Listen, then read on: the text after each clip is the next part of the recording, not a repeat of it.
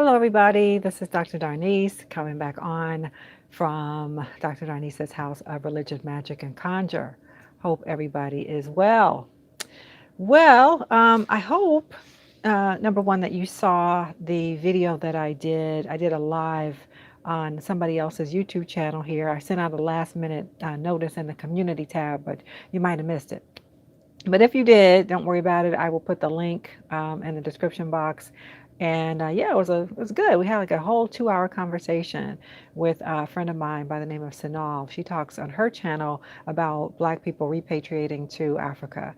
So we were talking about African spirituality and that kind of thing, but that's what her channel is about. So people who are interested in going back to or going to Africa for the first time or moving there, that's what she's about, her channel. But anyway, thanks again for the likes and the share, subscribe. Always appreciate that. This video is about awakening, spiritual awakening, and what does that look like? What is that actually about? And I wanted to talk about this because, we people tend to have an idea about spiritual awakening, like it's going to be smooth, easy, and pleasant. And let me just say that that's typically not what it's going to be. If you're on a spiritual path, and y'all know I work with people who are on the spiritual path, people who want coaching and guidance along life purpose kind of things, and how to integrate their spirituality more. And what I have to tell people is this is intentional, right? I always say it here on the channel as well. You have to be really intentional when you are going about your spiritual practice. Because what exactly are you expecting to happen? It's almost like when people go get saved in the church, right? And then they want to assume that their life is going to be perfect after that. They've accepted Jesus and everything, and life is going to be perfect. It's not like that. It still requires our input and our intention. And so for those of us who are doing, traditional practices, or hoodoo or whatever kind of spirituality you might be embracing, there's a process, there's like a personal kind of commitment that has to happen, and a certain kind of discipline also. And, people forget about that part. People forget that, in the old days when people went to the mystery schools in ancient times, people mentored under somebody, they became an apprentice. They committed themselves to the spiritual path.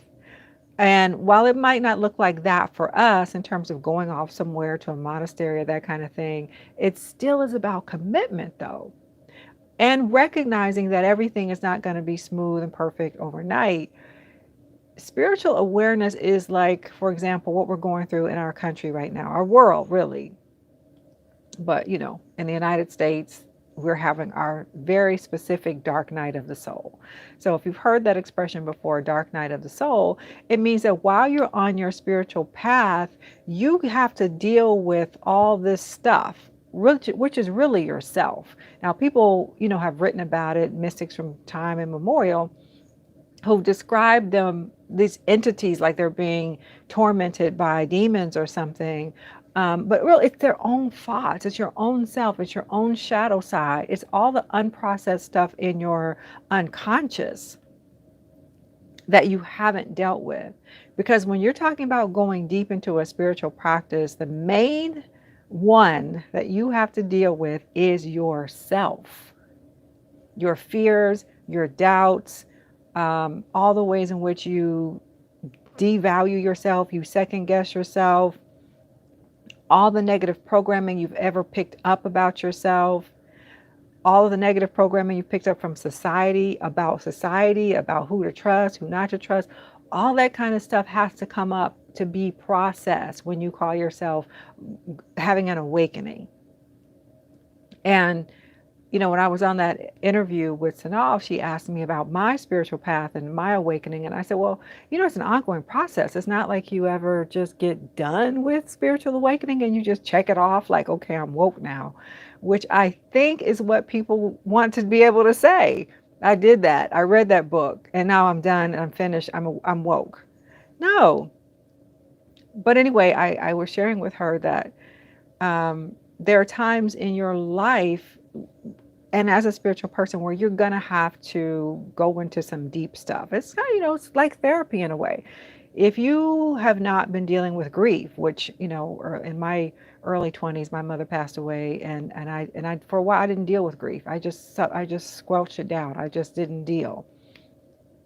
Well, by the time I was 30, all that stuff had to come back up and out. And then it was, like when you have to like vomit, right? You got to vomit it up, and it's painful and it's nasty and you don't want to.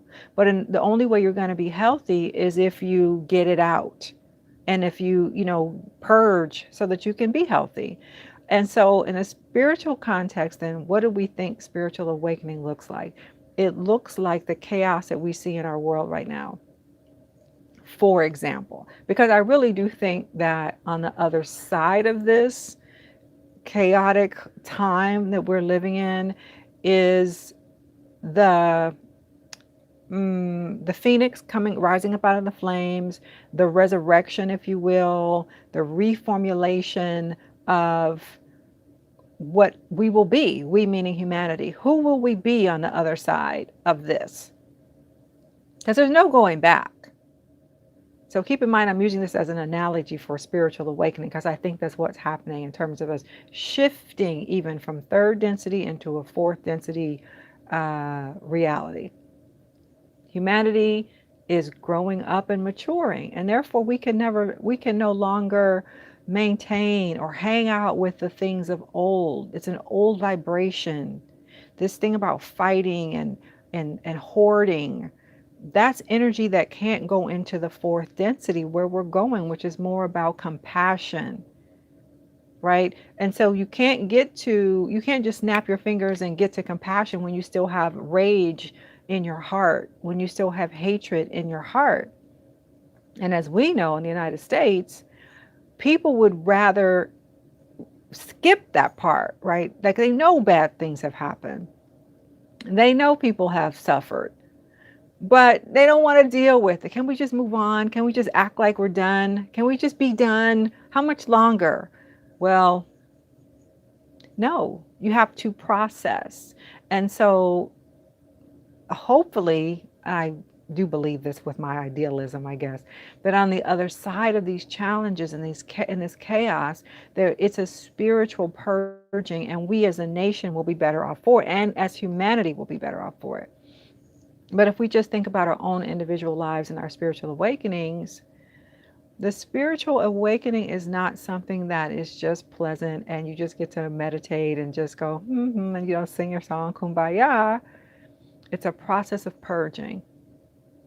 I think that's what I'll call this video, awakening, a process of purging. Because people have a misconception that it's going to be smooth and easy and like enlightenment comes and then you're all happy and perfect and holy.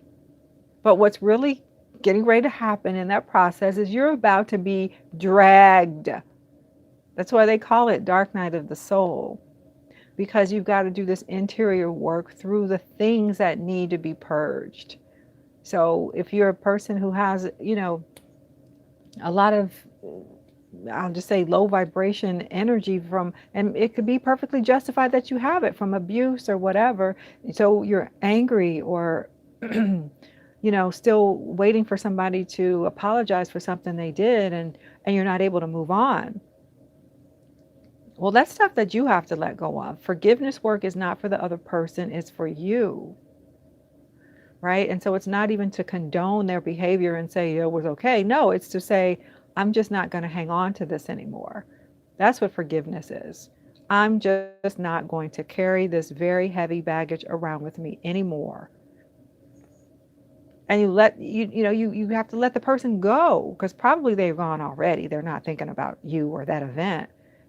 But it's holding you back so that you can't become awake and aware and continue down your own spiritual journey in a positive way, because you're carrying this baggage. And so I just wanted to share that, because from other conversations I've been having where people are like, well, if I'm, having this spiritual path, and why aren't things working out? Yeah, they're working out, but how much are you willing to work out? I asked my students last week they asked me, where Where's God in all this? And I said, what if God only cares as much as we do? What if God only shows up as much as we do? What if God only appears to you as much as you appear to God? It can't all just be God does this and God does this and we're passive. No, spirituality means we're involved, we're invested in our spirituality. And the awakening process means you become awake to yourself and you become awake, yeah, to other things that are going on that are delusions. But the first one you have to deal with is yourself. What are the delusions that you have in your own heart, in your own mind that you need to process and let go of? And then you can get some more spiritual maturity when you realize, oh, I've been playing a role in this too, because at least from the perspective of you've been holding on to stuff that needs to go. So no matter, no matter how many crystals you have and whatever, if you haven't done your work, if you're not doing your work, then you're putting a band-aid on a situation at best and then wondering, why are you still bleeding? So spiritual awakening isn't what we thought. And the nation is a good example. Look at the chaos. This is a dark night of the soul that we're going through, but I believe we're going to come out of it the better, right? We're going to mature and we're going to get that awakening means the letting go of the delusional stuff that never worked in the first place. We were just holding on to it, hoping that it worked. No, you can't carry that. You can't carry that if you're going to be spiritually mature. Can't carry that if you're going to be a mature nation even. We're getting this lesson, y'all. We're getting a hard lesson. All right, I'm going to wrap it up here. Again, don't forget to subscribe. Are you sharing these videos? Are you sharing? I would appreciate if you share. And join on Patreon if you're so inclined. And yeah, I'll give you updates on my new website. I'm revamping it. It's going to be more about spirituality, particularly Black women's spirituality. And I will keep you apprised of that. Let me know. Get excited about that in the comments. Get excited. Like, yes, I'm excited to see some more about Black women's spirituality in the new website. But all right, bye for now.